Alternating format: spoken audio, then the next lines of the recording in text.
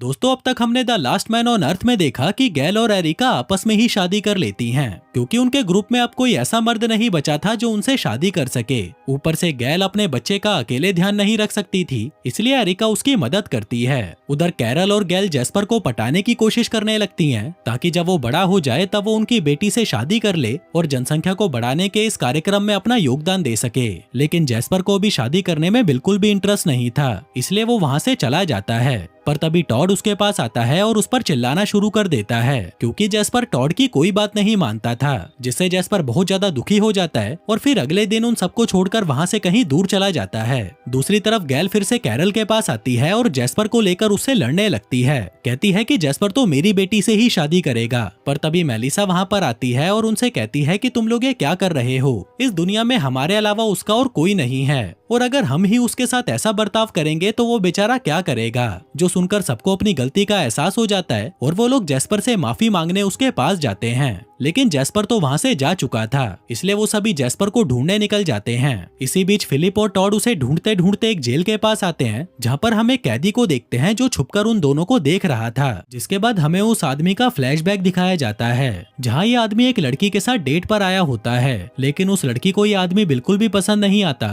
तो वह उठकर वहाँ से चली जाती है। जिसके बाद वो आदमी भी अपने घर आ जाता है। वो अपना फ्रिज खोलता है तो उसके अंदर एक डेड बॉडी पड़ी होती है, मतलब कि वो एक सीरियल किलर था। जिसके बाद वो अपना खाना बनाता है और फिर अपने कुत्ते को बाहर वॉक पर ले जाता है। लेकिन जब वो घर वापस आता है तो देखता है कि उसके घर के बाहर पुलिस आई होती है, इसलिए वो जल्दी से अपनी कार में बैठकर उस शहर को छोड़कर भागने लगता है। लेकिन तभी रास्ते में उसकी गाड़ी खराब हो जाती है, इसलिए वो किसी से लिफ्ट मांगने लगता है। फिर जब एक आदमी उसकी मदद करता है तो ये उसे भी मार देता है और उसकी गाड़ी को लेकर वहाँ से भाग जाता है। वो वहाँ से सीधा मैक्सिको आ जाता है, जहाँ पर वो एक पेंटर की सारी पेंटिंग्स खरीद लेता है, ताकि सबको ऐसा लगे कि वो भी एक पेंटर है। आगे जब वो एक आदमी की पेंटिंग बना रहा था, तभी अचानक वो कुछ लेने के लिए अपने रूम के अंदर चला जाता है। वहीं जो आदमी अपनी पेंटिंग बनवाने आया था, वो पानी पीने के लिए जैसे ही उसका फ्रिज खोलता है तो उसे फ्रिज के अंदर इंसानों के शरीर के कटे हुए टुकड़े मिलते हैं, जिन्हें देखकर उस आदमी की फट जाती है और वो वहाँ से भाग जाता है। उधर ये भी उस आदमी को देखकर वहाँ से भाग जाता है और एक होटल में जाकर छुप जाता है,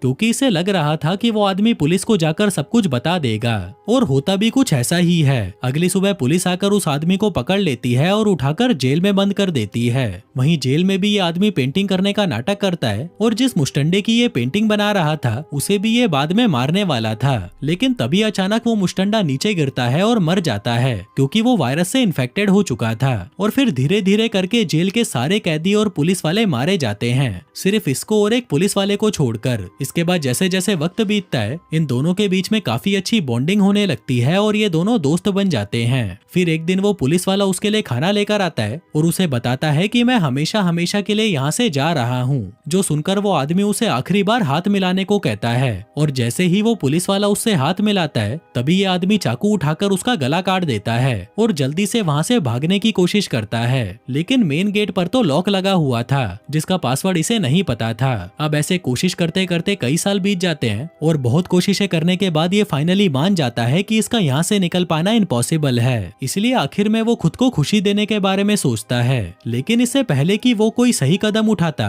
तभी उसे किसी गाड़ी के हॉर्न की आवाज सुनाई देती है, जो कोई और नहीं फिलिप और टॉड होते हैं। उधर जब फिलिप और टॉड जेस्पर को ढूंढने के लिए जैसे ही जेल के अंदर आते हैं, तो उन्हें ये आदमी उनके सामने खड़ा हुआ मिलता है। फिलिप पूछता है कि तुम कौन हो? वो कहता है कि मेरा नाम काल है और मैं पिछले 2 सालों से यहाँ पर फंसा हुआ हूँ। जिसे देखकर टॉड और फिलिप खुश हो जाते हैं और उसे उठाकर अपने घर ले आते हैं। वहीं कैरल, एरिका और गैल उन दोनों को वहाँ देखकर समझती हैं कि शायद उन्हें जेस्पर मिल गया होगा। लेकिन जैसे ही वो काल को देखती हैं तो वो डर जाती हैं और तभी फिलिप उस पर गोलियां चलाकर उसे टपका देता है। लेकिन बाद में उन्हें पता चलता है कि वो गोलियां तो नकली थीं और फिलिप और काल उनके साथ मजाक कर रहे थे। जिसके बाद काल सबको अपना नाम बताता है। आगे जब सभी साथ में बैठे थे, तभी फिलिप काल से पूछता है कि तुम जेल में अकेले कैसे रह गए? जिस पर काल सबको झूठी कहानी सुनाने लगता है। कहता है कि मैं जेल के अंदर एक सिक्योरिटी गार्ड था और जब ये वायरस फैला तो मुझे छोड़कर बाकी सभी लोग मारे गए। हालांकि जेल की सारी चाबियां मेरे पास ही थीं, लेकिन जो जेल का मेन डोर था वो पासवर्ड से खुलता था और वो पासवर्ड मैं भूल गया था। जिसके बाद वो बताता है कि मैं एक पेंटर भी हूँ और मैं मैक्सिको में पेंटिंग बनाया करता था। फिर अगली सुबह काल एरिका के कमरे में आता है और उससे पूछता है कि ये खुशबू कैसी है। एरिका कहती है कि मेरी उंगली जल गई थी, इसलिए मैं इस पे बैंडेज लगा रही हूँ। काल कहता है कि तुम्हें बैंडेज की जगह बर्फ लगानी चाहिए, इससे तुम जल्दी ठीक हो जाओगी। जो सुनकर एरिका बर्फ लेने के लिए बाहर चली जाती है। तभी काल चुपके से उसके बैंडेज को उठाने ही वाला होता है, लेकिन फिर वो किसी तरह से खुद को कंट्रोल कर लेता है। आगे वो खुद को कोसने लगता है कि साला मैं सुधर क्यों नहीं पा रहा। तभी फिलिप वहाँ पर आता है और उससे पूछता है कि क्या तुम्हें पियानो बजाना आता है। वो कहता है कि हाँ मुझे आता है और उस पियानो को बजाने लगता है, लेकिन वो बहुत बुरा पियानो बजा रहा था। इसके बाद हम टॉड को देखते हैं जो कैरल और गैल के साथ जैस्पर को ढूंढने जा रहा था, पर तभी मेलिसा उन्हें रोक देती है और कहती है कि जब तक हम लोग जैस्पर से नहीं मिले थे वो अपनी जिंदगी में बहुत ज्यादा खुश था, लेकिन तुम लोगों ने तो उसका जीना हराम कर दिया था, इसलिए वो यहाँ से भाग गया। टॉड कहता है लेकिन अब मैं जैस्पर के बिना नहीं रह सकता, इसलिए वो तीनों जैस्पर को ढूंढने के लिए वहाँ से निकल जाते हैं। फिर रात में हम काल को देखते हैं जो एरिका के कमरे में आता है और फिर से उस बैंडेज को उठाने की कोशिश करता है, लेकिन तभी पीछे से वहाँ पर फिलिप आ जाता है। काल फिलिप को देखकर कहता है कि मैं तो डस्टबिन से कचरा फेंकने जा रहा था। फिलिप कहता है कि जब से तुम यहाँ पर आए हो तब से उल्टी सीधी हरकतें कर रहे हो, बेटा ध्यान रखना मेरी नजर तुम पर ही है। काल कहता है कि यार मैं 6 सालों से जेल में बंद था। फिलिप कहता है लेकिन वायरस को फैले हुए तो सिर्फ 3 साल ही हुए हैं। जो सुनकर काल घबरा जाता है और वहाँ से चला जाता है। तभी उसके जाते ही फिलिप अपनी डायरी में कुछ नोट करने लगता है, जिसके बाद वो अपने दोस्तों के पास जाता है और उन्हें बताता है कि मैंने अभी काल को एरिका के कचरे को उठाते हुए देखा, जो मुझे कुछ अजीब लगा। ऊपर से वो बोल रहा था कि वो 6 सालों से जेल में था, जबकि वायरस को तो फैले सिर्फ 3 साल ही हुए हैं। तभी एरिका कहती है कि तुम कुछ ज्यादा ही सोच रहे हो, काल एक बहुत अच्छा इंसान है, इसलिए हमें उस पर शक नहीं करना चाहिए, जिस बात से कैरल भी सहमत थी। इसके बाद हम मेलिसा को देखते हैं जो कुछ खाना लेकर उसे सड़क के बीचों बीच रख देती है और वहाँ से चली जाती है। जिसके बाद वहाँ जैस्पर आता है और उस खाने को लेकर चला जाता है। दूसरी तरफ फिलिप काल के पास बैठा होता है और उसके साथ कुछ देर तक बातें करने के बाद वो उठकर वहाँ से चला जाता है। जिसके बाद वो छुपकर उसे देखने लगता है। वो देखता है कि काल मेलिसा के बैंडेज को चाय में डुबाकर चूस रहा था। इसके बाद फिलिप भी बहुत सारे बैंडेज लेकर टॉड के पास आता है और उसके सामने बैठकर वो उन्हें चाय में डुबोकर चूसने लगता है। फिर वो टॉड से पूछता है कि क्या तुम्हें ये अजीब लगा, जिस पर टॉड कहता है कि हाँ भाई ये बहुत अजीब था। फिलिप कहता है कि मैंने अभी अभी काल को ऐसा ही करते हुए देखा। उधर हम एरिका और काल को देखते हैं जहाँ पर काल एरिका की पेंटिंग बना रहा था। जिसके बाद वो अपना चाकू वाला डिब्बा खोलता है और फिर अचानक से उठकर वहाँ से चला जाता है, जो देखकर एरिका को बहुत अजीब लगता है। इसके बाद वो अपनी बनाई हुई पेंटिंग को देखती है जो उसे बिल्कुल भी पसंद नहीं आती। कहती है कि साला घंटे का पेंटर है ये। तभी काल को ढूंढते हुए फिलिप और टॉड वहाँ पर आ जाते हैं। एरिका उन्हें बताती है कि वो तो अभी अभी यहाँ से चला गया, जो सुनकर वो दोनों भी उसके पीछे जाने लगते हैं। उधर काल गाड़ी लेकर एक कब्रिस्तान में जाता है और वहाँ पर एक कब्र खोदने लगता है। दूसरी तरफ टॉड और फिलिप काल को छुपकर देख रहे होते हैं, जहाँ वो देखते हैं कि काल मरे हुए इंसानों की उंगलियां खा रहा था, जो देखकर उन दोनों की एक साथ फट जाती है कि साला ये सब क्या है। वो दोनों भागते हुए घर आते हैं और सबको काल की सच्चाई के बारे में बता देते हैं। फिलिप कहता है कि काल तो इंसानों को खाने वाला नरभक्षी टाइप का बंदा है। हमने अभी अभी देखा कि वो कब्रिस्तान में से एक डेड बॉडी निकालकर उसे खा रहा था, जो सुनकर बाकी लोग भी घबरा जाते हैं। जिसके बाद वो सभी कुछ न कुछ हथियार लेकर मेन गेट के बाहर खड़े हो जाते हैं कि आज तो साले की हड्डियां तोड़ ही देंगे। तभी वहाँ पर काल आता है तो फिलिप उससे पूछता है कि तुम कब्रिस्तान में क्या करने गए थे और झूठ मत बोलना क्योंकि मैंने तुम्हें देख लिया था। काल कहता है कि मैं इंसान का मांस खाने गया था क्योंकि मैं एक कैनिबल हूँ। मुझे पता है कि तुम्हारे मन में बहुत सारे सवाल होंगे, लेकिन उन सवालों के जवाब मैं कल दूंगा। जो कहकर वो सोने चला जाता है। लेकिन बाकी के लोगों को कहाँ नींद आने वाली थी। उन्हें तो लग रहा था कि कहीं ये हमें नींद में ही मारकर खा ना जाए, इसलिए वो काल के हाथ पैरों को बांधकर उसे एक जगह पर बिठा देते हैं और कहते हैं कि चला बता सब कुछ। काल कहता है कि देखो दोस्तों, मैं तुम सभी को मारना चाहता था। मेलिसा पूछती है कि फिर तुमने हमें मारा क्यों नहीं। वो कहता है क्योंकि अब मैं बदल चुका हूँ और मैं एक अच्छा इंसान बनना चाहता हूँ। जो सुनकर सभी बाहर जाकर डिस्कस करने लगते हैं कि अब उन्हें काल के साथ क्या करना चाहिए। मेलिसा कहती है कि मेरी मानो तो हमें काल को वापस उसी जेल में छोड़ आना चाहिए, जो बात बाकी सबको भी ठीक लगती है। इसलिए अगली सुबह टॉड और फिलिप काल को वापस उसी जेल में ले जाकर बंद कर देते हैं। इसके बाद हम मेलिसा को देखते हैं जो टॉड से कहती है कि मुझे घर का कुछ सामान लेने सुपरमार्केट जाना है, लेकिन वो तो वहाँ से सीधा जैस्पर से मिलने जाती है और उसे कहती है कि टॉड तुम्हें बहुत बहुत मिस कर रहा है। अगर तुम चाहो तो वापस हमारे साथ आकर रह सकते हो, कोई भी तुम्हें परेशान नहीं करेगा। लेकिन जैस्पर उस घर में रहने से मना कर देता है। दूसरी तरफ हम टॉड को देखते हैं जो कि जैस्पर को ढूंढने जा रहा था, पर तभी उसे जेल का दरवाजा खुला हुआ मिलता है, जो देखकर वो घबरा जाता है और फटाफट घर आकर सबको बताता है कि जेल का दरवाजा खुला हुआ था, मतलब कि काल वहाँ से भाग चुका है। जो सुनते ही मेलिसा भागकर कहीं जाने लगती है। टॉड पूछता है कि तुम कहाँ जा रही हो, जिस पर मेलिसा कहती है कि मैं जैस्पर को लाने जा रही हूँ, क्योंकि उसे मैंने ही छुपा कर रखा था। इसी बीच सबको अंदर वाले कमरे से पियानो की आवाज आने लगती है और जब वो सभी वहाँ जाकर देखते हैं तो वो पियानो काल बजा रहा था। फिर वो सभी को बताता है कि मेरे अंदर मांस खाने वाला एक राक्षस है, इसलिए मैं खुद को रोक नहीं सकता और मैं तुम सभी को मारकर खा जाऊंगा, इसलिए तुम लोगों के लिए बेहतर यही होगा कि तुम मुझे मार दो। जो सुनकर वो सभी डिसाइड करते हैं कि अगर हमें काल से बचना है तो हमें उसे मारना ही पड़ेगा और काल को कौन मारेगा ये डिसाइड करने के लिए वो लोग एक गेम खेलते हैं, जिसमें जिसके पास भी छोटी वाली स्ट्रॉ आएगी वही काल को मारेगा और सबसे छोटी वाली स्ट्रॉ कैरल के पास आती है, मतलब कि अब कैरल को ही काल को मारना पड़ेगा। जो देखकर कैरल बहुत ज्यादा घबरा जाती है और वहाँ से चली जाती है, पर तभी फिलिप उसके पास आता है और कहता है कि मेरी जान तुम घबराओ मत। जिसके बाद वो खुद की स्ट्रॉ को छोटी कर लेता है और कहता है कि काल को मैं मारूंगा। जिसके बाद वो काल के पास उसे मारने चला जाता है, पर तभी काल उससे कहता है कि मुझे आखिरी बार रूबिक्स क्यूब को सॉल्व करना है, जिस पर फिलिप भी उसे वो क्यूब सॉल्व करने को दे देता है और वहाँ से चला जाता है। लेकिन जैसे ही काल उस क्यूब को सॉल्व कर लेता है तभी वहाँ एक जोरदार धमाका होता है, जिसमें काल के चीथड़े उड़ जाते हैं क्योंकि उस क्यूब में बॉम्ब था। इसके बाद फिलिप बाकी लोगों के पास आता है, जहाँ वो लोग उससे पूछते हैं कि क्या तुमने काल को मार दिया। फिलिप कहता है कि नहीं, मैं उसे नहीं मार पाया क्योंकि वो साला खुद ही फट गया था।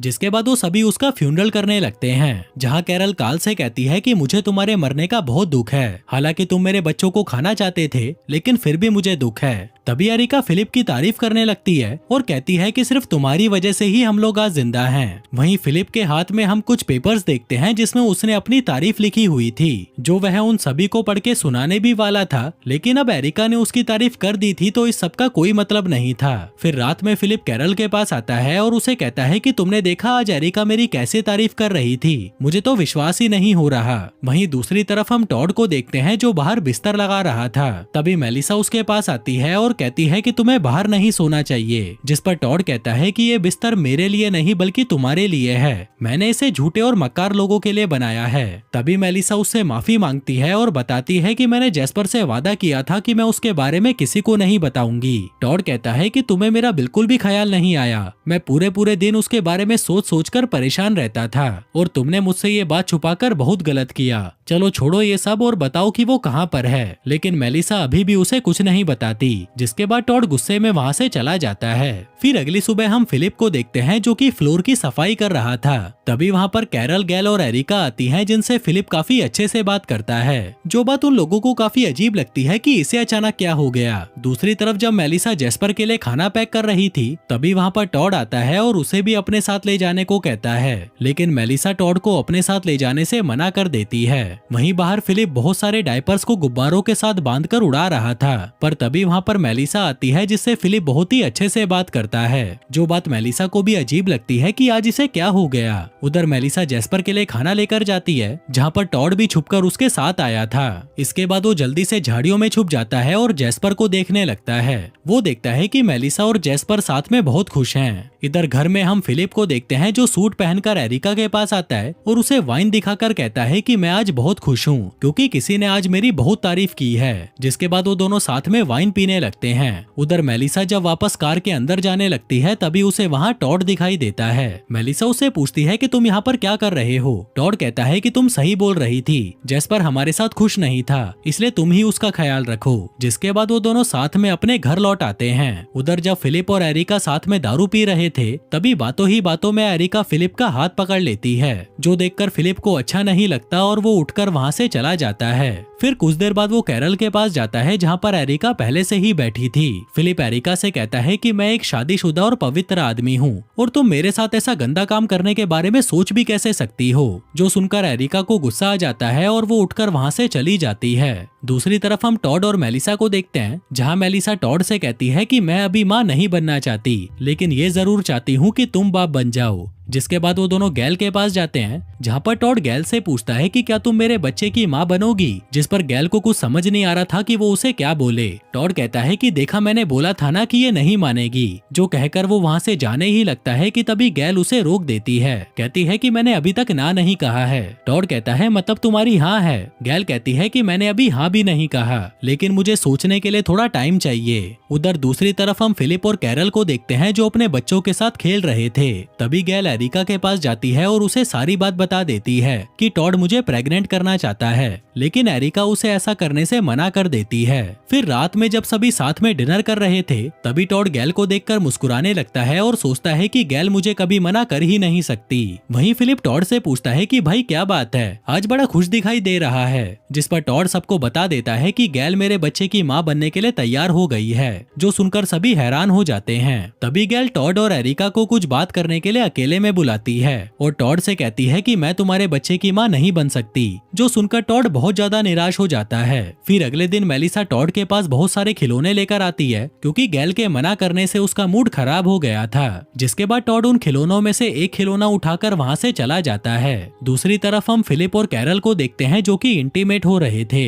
फिर अगले दिन जब टॉड एक ट्रेन के खिलौने के साथ खेल रहा था, तभी उसके पास फिलिप आता है और उसे समझाने की कोशिश करता है। कहता है कि भाई तू दिल छोटा मत कर, हम कुछ ना कुछ जुगाड़ करके तुझे बाप बना ही देंगे। लेकिन तभी वहाँ पर मेलिसा आ जाती है और फिलिप से कहती है कि तुम टॉड से बच्चे के बारे में कोई भी बात नहीं करोगे, क्योंकि बच्चे का नाम सुनते ही टॉड उदास हो जाता है। अब ऐसे ही चलते चलते 6 महीने बीत जाते हैं और टॉड अभी तक उदास ही था, जिसके साथ ही उसने उस खिलौने वाली ट्रेन को पूरे कमरे में फैला दिया था। तभी वहाँ पर फिलिप और कैरल आते हैं, जो टॉड की ऐसी हालत देखकर मेलिसा को डांटने लगते हैं कि ये सब तेरी वजह से हुआ है। वहीं कैरल एक बार फिर से प्रेग्नेंट हो चुकी थी, लेकिन वो टॉड के सामने अपना पेट छुपाने लगती है, क्योंकि ये देखकर टॉड की हालत और भी खराब हो सकती थी। वहीं बाकी लोग भी टॉड को ऐसे देखकर बहुत ज्यादा परेशान थे और उन्हें कुछ समझ नहीं आ रहा था कि वो टॉड को ठीक करने के लिए क्या करें। पर तभी फिलिप के दिमाग में एक आइडिया आता है। वो टॉड को अपने साथ बाहर ले जाता है और उसके सामने बच्चों की बुराइयां करने लगता है। कहता है कि भाई बच्चे होने के बाद जिंदगी बर्बाद हो जाती है, हमारी आधी जिंदगी तो उनके डायपर चेंज करने में ही निकल जाते हैं, जो कहकर वो गंदे डायपर्स को बैलून में बांधकर उड़ा देता है। तभी वहाँ पर कैरल आती है और फिलिप से कहती है कि वो फिर से प्रेग्नेंट हो चुकी है, जो सुनकर फिलिप पागल हो जाता है और खुद को कोसने लगता है। कहता है कि मुझे और बच्चे नहीं चाहिए, मुझे अपनी जिंदगी बर्बाद नहीं करनी। जो सब देखकर टॉड वहाँ से चला जाता है और घर के अंदर आकर अपने ट्रेन वाले खिलौने को निस्तो नाबूद कर देता है। जिसके अगले दिन वो अपने बाल कटवाकर और अच्छे से तैयार होकर मेलिसा के साथ बाहर आता है और सबको बताने लगता है कि मैं अपने सदमे से बाहर आ चुका हूँ। तभी गैल टॉड से कहती है कि मैं तुम्हारे बच्चे की माँ बनने को तैयार हूँ, जो सुनकर पहले तो टॉड को विश्वास नहीं होता, पर तभी गैल कहती है कि मैंने इस बारे में एरिका से बात करी थी और उसे भी हमारे बेटे के लिए एक छोटा भाई या बहन चाहिए, जो एरिका तो मुझे दे नहीं सकती, तो ये काम तुम्हें ही करना पड़ेगा। जो सुनकर टॉड बहुत ज्यादा खुश हो जाता है और फिर वो सभी एक दूसरे को गले लगा लेते हैं। वहीं दूसरी तरफ हम देखते हैं कि जिस डायपर को फिलिप ने बैलून से बांधकर उड़ाया था, उस बैलून को कोई आदमी उठा लेता है।